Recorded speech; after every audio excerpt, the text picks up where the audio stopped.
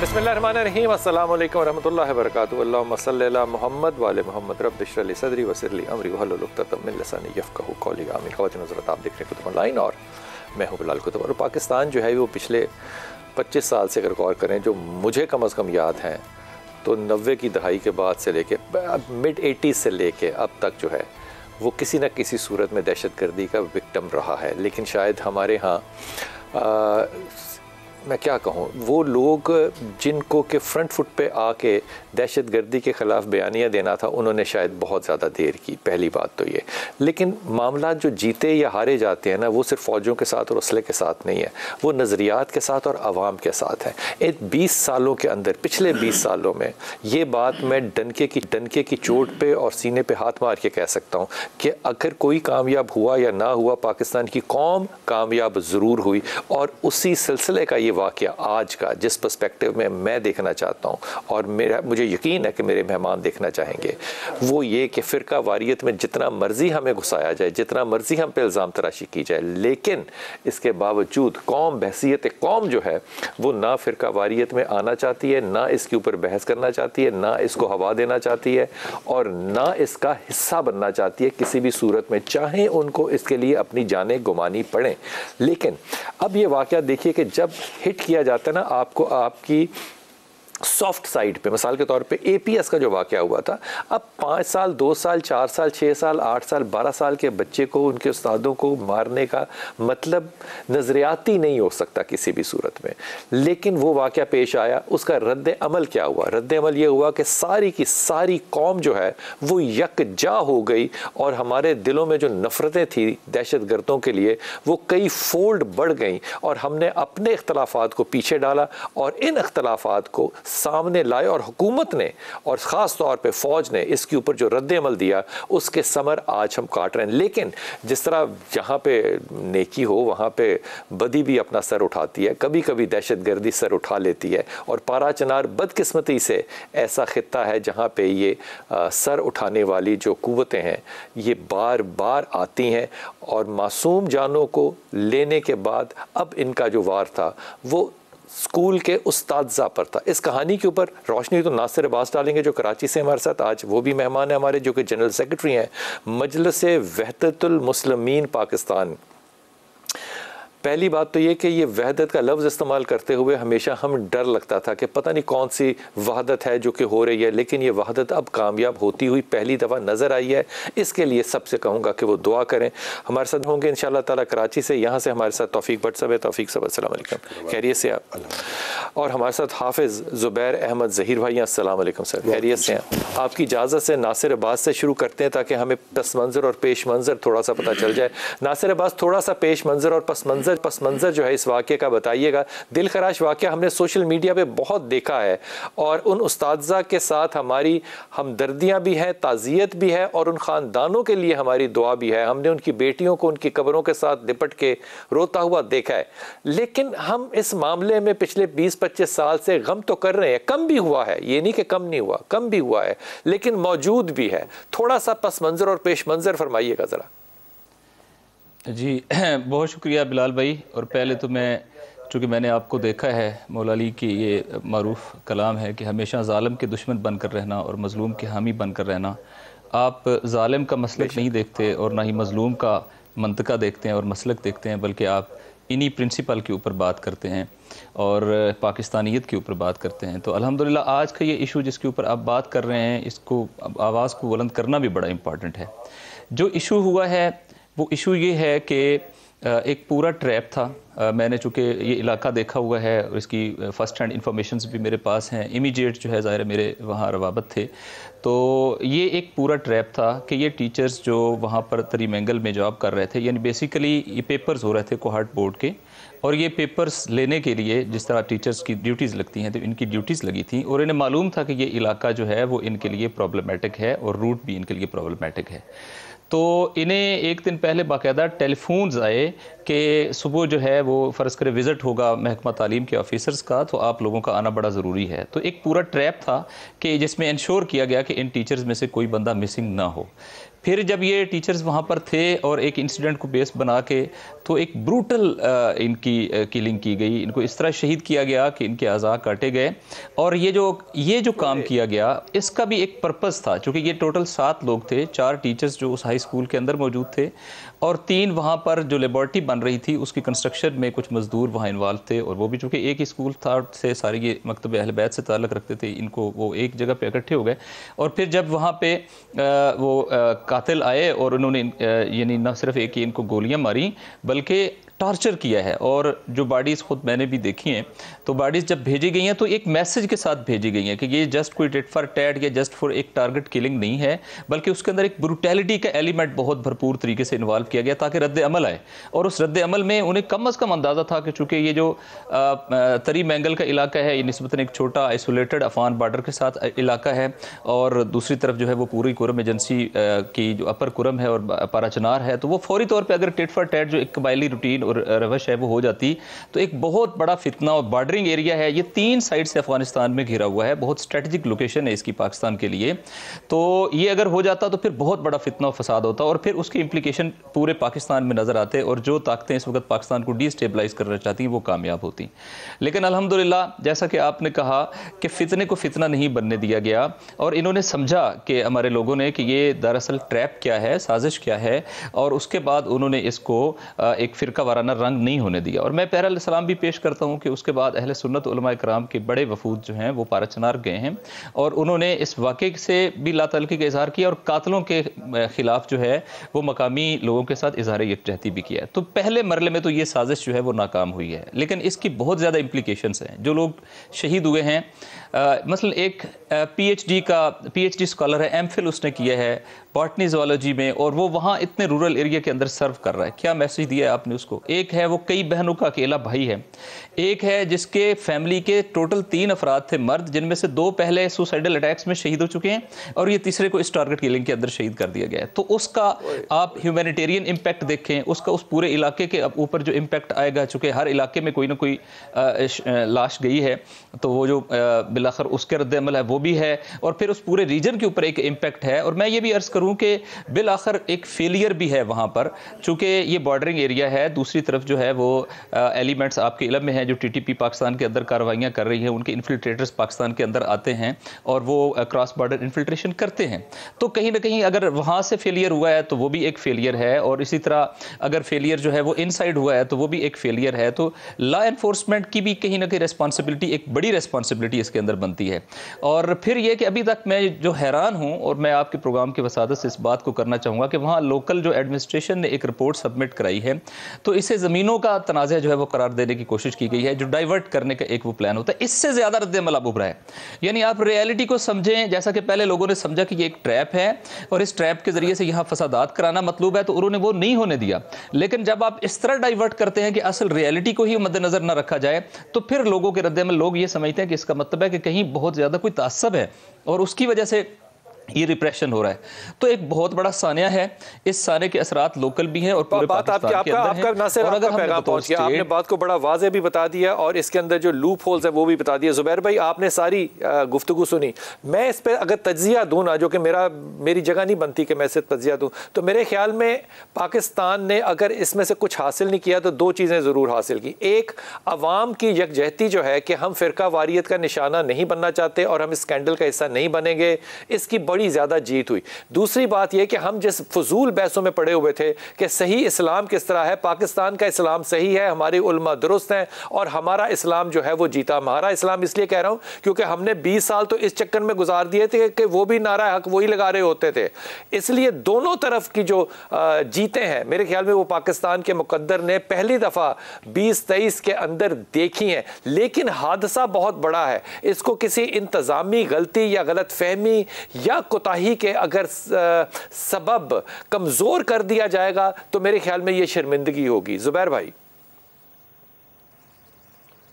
बिस्मिल्लाहिर्रहमानिर्रहीम, नहमदु व नसल्ली अला रसूलिल करीम, अम्मा बाद। आपने सही फरमाया, हादसा बहुत बड़ा है और अंदोहनाक, भयानक और इंतहाई अफसोसनाक हादसा है। सिर्फ रस्मी मजम्मत कर देना कभी भी काफ़ी नहीं हो सकता।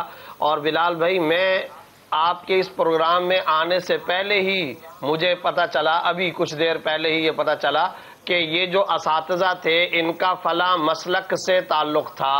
मुझे तो ये बात पता ही नहीं थी। और मैं ये कहता हूँ ओ खुदारा किसी भी मसलक से ताल्लुक़ हो, मैं इसको देखता हूँ इस एक और एंगल से कि ये टीचर्स का, मुअल्लिमीन का, असातिज़ा का कत्ल हुआ। और हम जो किताबों में पढ़ते पढ़ाते आ रहे हैं, आपको रिज्क चाहिए, लोगों की भूख मिटाओ, इज्जत चाहिए, वालिदैन को इज्जत और एहतराम दो, इल्म चाहिए तो असातिज़ा का अदब और एहतराम करो। अगर ये सूरत हाल हो रही है, आप खुद जानते हैं, अगर किसी इलाके में ताजिरों को कत्ल किया जाए तो इसका मतलब है तिजारत का कत्ल है। अगर डॉक्टरों का कत्ल किया जाए तो इसका मतलब है इंसानियत, मसीहियत और सेहत का कत्ल है।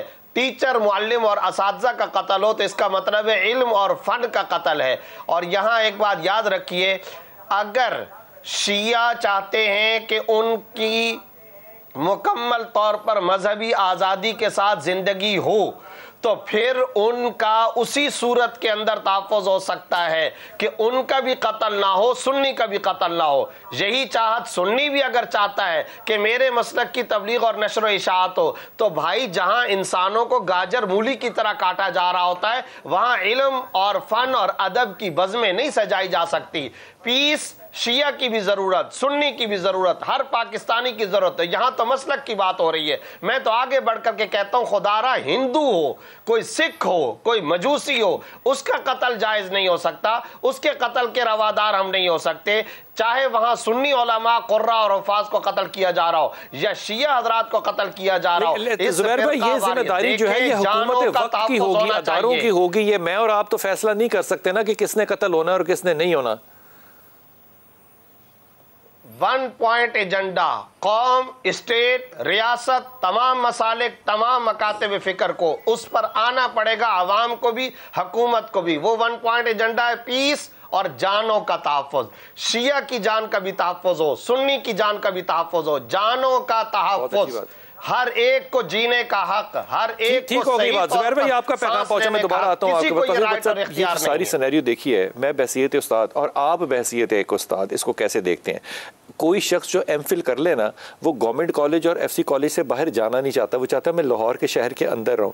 अगर एक एमफिल करने वाला बच्चा जो है वो वहां पहुंचा हुआ है और स्कूल में टीचर है, तो उसका सेक्रीफाइस यही जो है, इसका ही जवाब नहीं दिया जा सकता कुछ इसका कि उन लोगों को कत्ल कर दिया जाए जो कि तदरीस के लिए ऐसे शहरों में या ऐसी जगहों पर जाते हैं।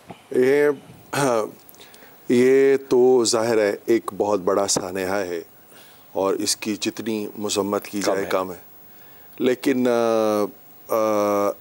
इससे भी बड़ा सानेहा ये है कि हम अब सिर्फ मज़म्मत ही कर सकते हैं, मुरम्मत नहीं कर सकते उन लोगों की। मज़म्मत कर सकते हैं, मुरम्मत नहीं कर सकते। मुरम्मत नहीं कर सकते उन लोगों की जो इसका बाइस बनते हैं।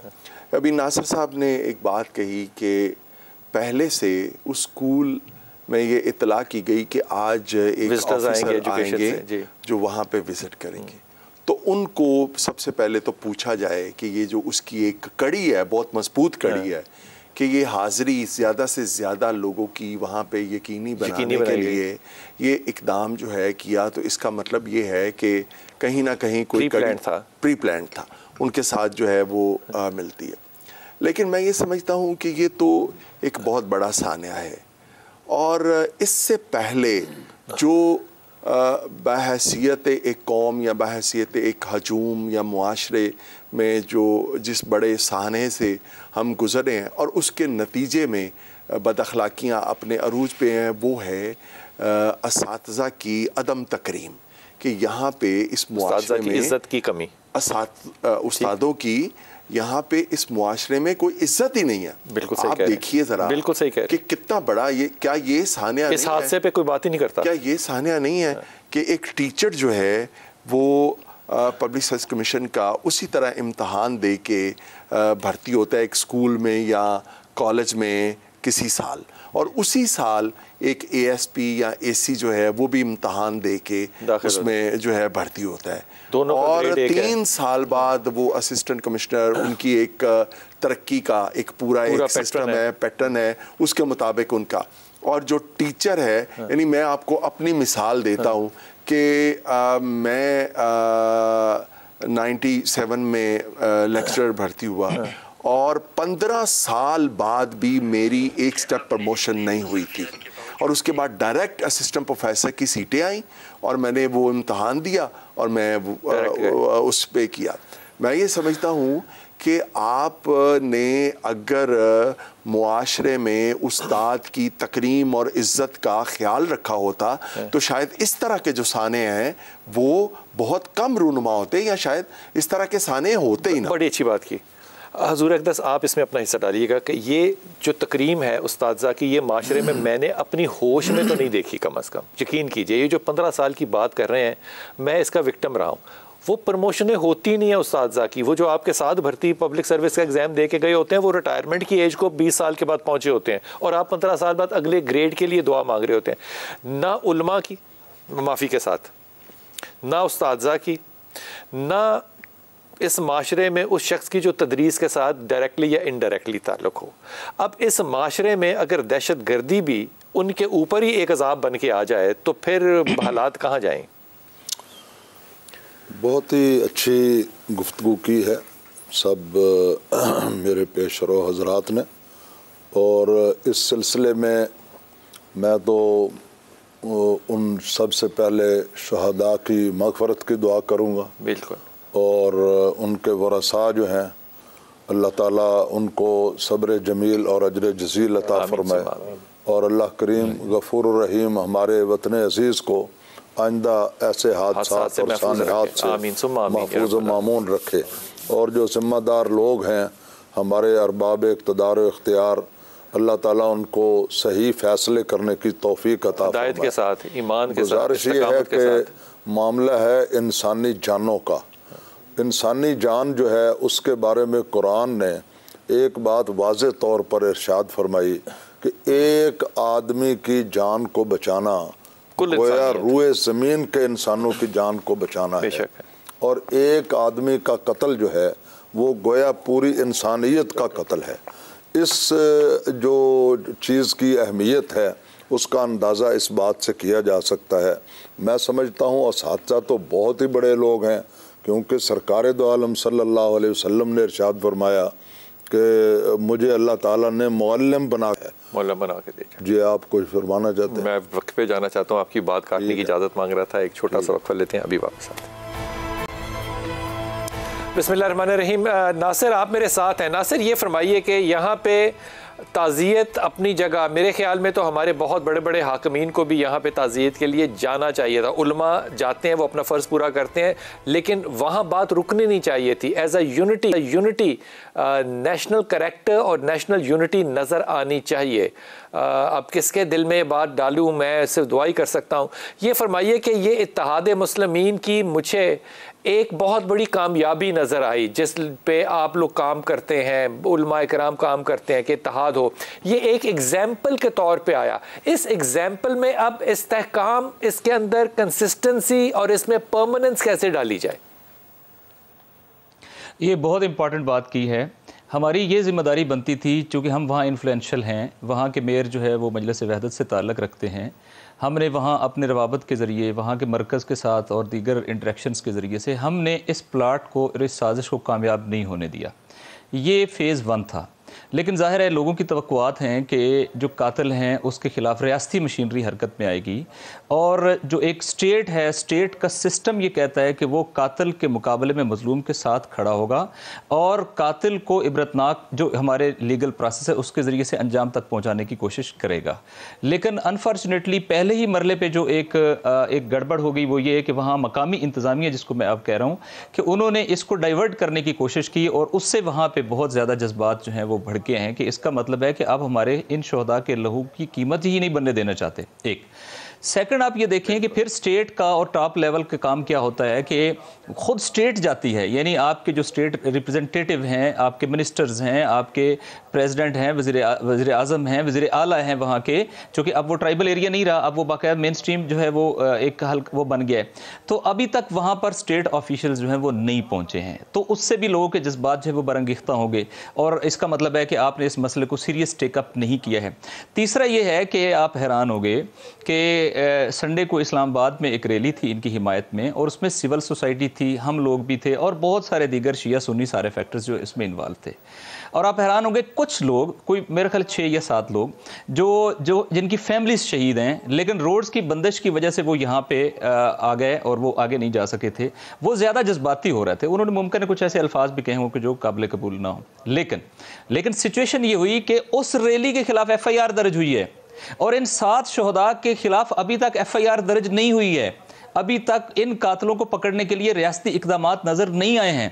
जब लोग ये बावर करें कि स्टेट और रियासत आपके कातलों को पकड़ने में संजीदा नहीं है, तो फिर लोग जो है आज खुद रद्द अमल की तरफ जाते हैं। यहाँ मौका है कि हमारी पूरी नेशनल सोलिडारिटी की जरूरत है। मतलब टीचर्स की, मैं इस हिपोक्रेसी को आपके सामने बयान करना चाहूंगा। हम हमेशा 20 साल से उलमा इकराम को कहते रहे, मिंबर को कहते रहे, हम कहते रहे आप लोग सेमिनार्स जाते हैं, इत्तेहाद नहीं शो करते। अब जब इत्तेहाद शो हो गया, एक इंतहाई कामयाबी of the box, out of the box जाके हुई, लेकिन वहां पे आप सारे निजाम को आप AC, DC और कमिश्नर के हवाले कर दें और आपको यहाँ पे रियासत नजर ना आए, तो कम से कम यतीमों के सर पे हाथ रखने वाला तो कोई हो, बजाय इसके कि आप उनके खिलाफ FIR काटे। जुबैर भाई, आपने बहुत अहम बात की है। इस वक्त हमें नेशनल यूनियन से तवक्को रखता था, लेकिन उन्होंने स्टैंड उस तरीके से नहीं लिया। मैं लेबर्स की यूनियन से तवक्को रखता था, उन्होंने उस तरीके से स्टैंड नहीं लिया। मैं ओवरऑल पाकिस्तान के अंदर इससे एक अवामी रद्द-ए-अमल की उनके लिए जो है वो पूरे पाकिस्तान में जो है वो मूवमेंट होगी, वो उस तरीके से नहीं हुआ। लेकिन आपकी बात दुरुस्त है, लीड किसने करना है? उलमा ने। यहाँ रोल बनता है, और इंशाअल्लाह ताला मिली यकजहती कौंसिल के प्लेटफॉर्म से तो खुद चूंकि मैं भी हूँ, तो वो तकरीबन 30 के करीब शिया सुन्नी जमातों का वो है इकट्ठ है, वो इंशाअल्लाह ताला वहाँ जाना चाह रहे हैं। अभी रोड्स की बंदिश की वजह से शायद अभी नहीं जा पा रहे हैं, लेकिन ओवरऑल अल्हम्दुलिल्लाह शिया सुन्नी सब अमायदीन ने इसके ऊपर अच्छा स्टैंड लिया है। इस स्टैंड को नेशनल लेवल पे रिप्रेजेंट होने की जरूरत है, लोगों तक पहुंचने की जरूरत है, वहां के लोगों तक भी पहुंचने की जरूरत है कि हमारे ये जज्बात हैं। तो उसके लिए हमें बहरहाल कलेक्टिव एक्टिविटीज की जरूरत है, जो अनफॉर्चुनेटली नेशनल लेवल पे होंगी, वो अभी तक नजर नहीं आई हैं। और मैं फिर ये कह रहा हूं कि रियासती मशीनरी ने भी अपना रोल प्ले नहीं किया है, और स्टेट ऑफिशियल्स ने भी जिस तरीके से बिलखसूस जो पॉलिटिकल फ्रंट्स हैं उन्होंने उसको कवर नहीं किया है, और यहीं से मिलिटेंट्स को, यहीं से एक्सट्रीमिस्ट को फिर पेनिट्रेट करने का मौका मिलता है, यहीं से जो है वो रिवेंज क्रिएट होता है, यहीं से रद्द अमल की फिजा बनती है। तो इसको रोकने के लिए हमें ज़रूरी है, और सबसे इंपॉर्टेंट रोल आपने बिल्कुल दुरुस्त कहा है, उलमा का है, और हम इसके लिए आमादा हैं। आपके इस प्रोग्राम के तवस्सुत से हम होस्ट करने के लिए आमादा हैं उलमा के एक कलेक्शन को, कि यहाँ से हम सारे जाएं और हम पूरे पाकिस्तान का नेशनल यूनिटी का मैसेज उन शोधा को दें। और आपने दूसरी बहुत अहम बात की है, कोई तो हाथ अगर उस जालिम के नहीं कांपते। उन्होंने एक बड़ी उन्होंने कहा कि उलमा कराम जो है ना वो अपना रोल इसमें अदा करें और नेशन वाइड जो है वो अवेयरनेस दें। आप इसमें अपना रोल कैसे अदा करेंगे या कैसे कब करेंगे या नहीं करेंगे? मेरे ख्याल में उन्होंने बतला दिया है मुफ्ती ज़ुबैर साहब ने कि इस्लामी नज़रियाती कौंसिल का जो है वो पूरा काफिला वहाँ जा रहा है। हाँ। और इस्लामी नज़रियाती कौंसिल पाकिस्तान में तमाम मकातब फ़िक्र की नुमाइंदगी है, और ये एक बहुत अच्छा इक़दाम है। और इसी तरह मैं समझता हूँ जो भी उलमाए कराम तमाम मकातब फ़िक्र के हैं, उनको यहाँ पंजाब में से भी और बाकी सूबों में से भी सारे वफूद जो हैं वहाँ भेजने चाहिए, और उनकी ताज़ियत भी करनी चाहिए, उनका साथ देना भी ये हमारे ऊपर फ़र्ज़ है, वाजिब है। जुमला कहें, रिपीट करें जो भट्ट साहब ने कहा, सिर्फ मजम्मत नहीं करनी, मुरम्मत भी करनी है। मैं ये, आप मुझे बात करने देंगे तो मैं करूँगा ना। ये सबसे बड़ी प्रॉब्लम तो ये है ना। देखें, ये बाकी बातें जो हैं वो सारी वो तो अपनी जगह हैं। हाँ। असल तो बात ये है कि हुकूमत का फ़र्ज़ है कि वो कातलों को गिरफ्तार करे। हाँ। और उनको कैफरे किरदार तक पहुँचाए। अगर ये काम नहीं होता है तो बाकी सारी बातें फजूल हैं।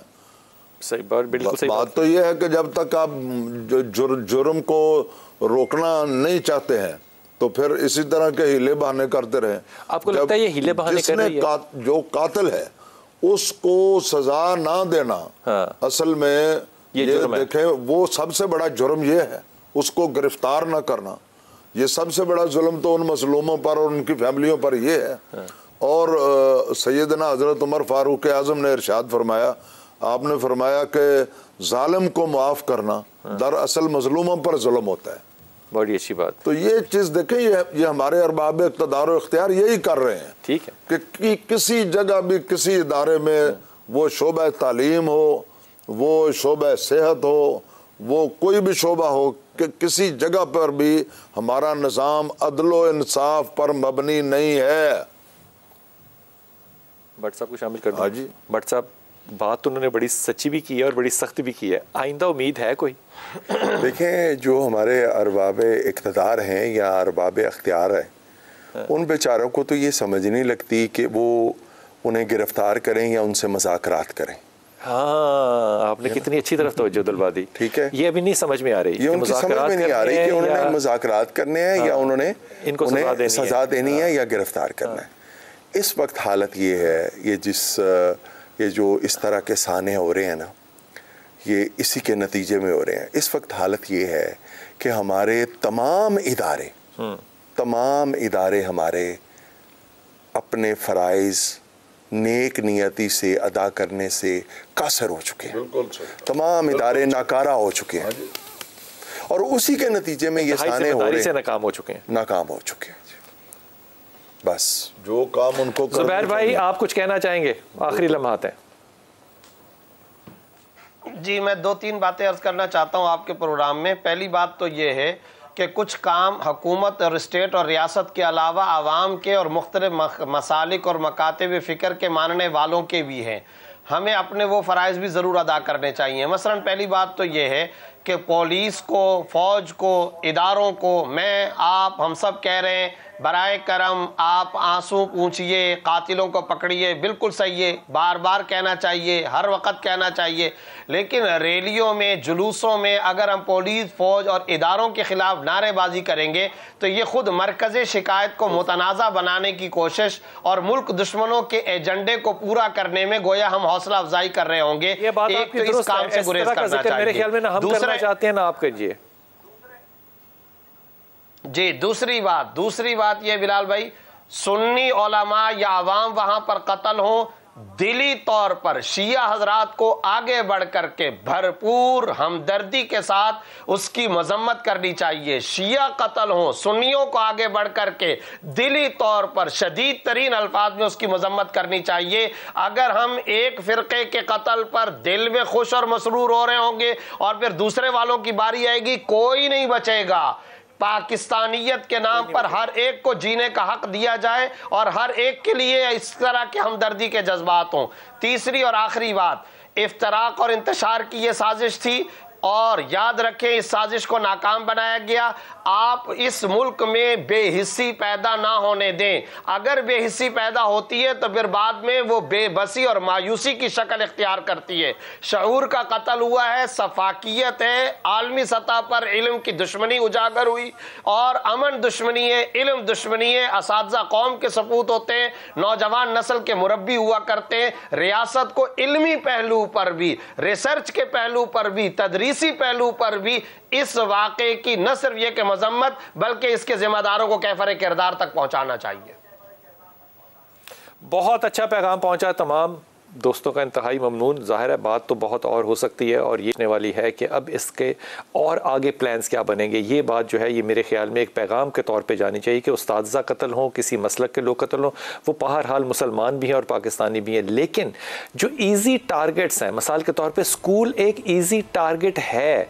ये किस हकीम को नहीं पता कि स्कूल एक ईजी टारगेट है? वो भट्ट साहब कहते हैं ना कि इंतहाई जिम्मेदारी के साथ हम नाकाम हो रहे हैं अपनी जिम्मेदारियाँ पूरी करने में।